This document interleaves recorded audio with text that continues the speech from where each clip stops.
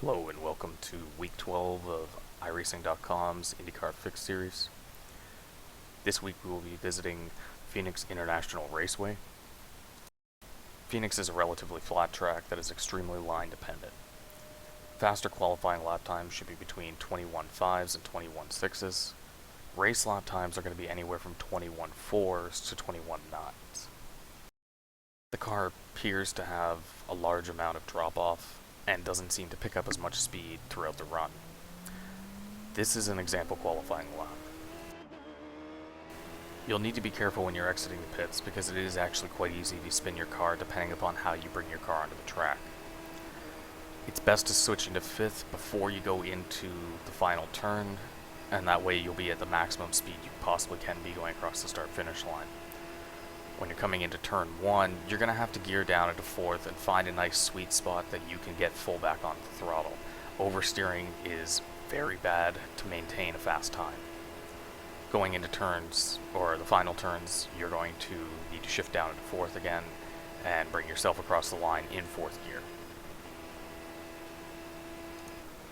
Experimenting with the line in turn 1 can be beneficial for each individual person. I highly recommend doing this and finding something that works for you. Let's move on to the starts. Starts are basically flat-footed.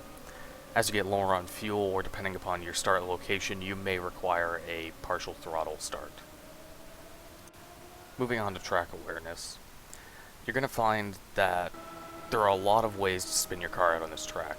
If you decelerate too much into turn 1 and try and get back on the throttle too hard, you will cause your car to spin. Likewise, if you don't let off enough when running side by side, you're going to end up pushing up, which could put you into the wall or another car, ending both of your races. Therefore, I recommend using a partial throttle if you end up on the inside.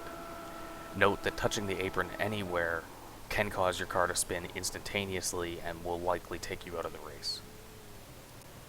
However, once you find a nice sweet spot for yourself, you should be able to start doing crossover maneuvers, especially once you can become more comfortable with the track and the car. Doing this is going to be one of the main ways of maintaining track position. Phoenix is very much a driver's track. The more practice you put in, the faster you'll be.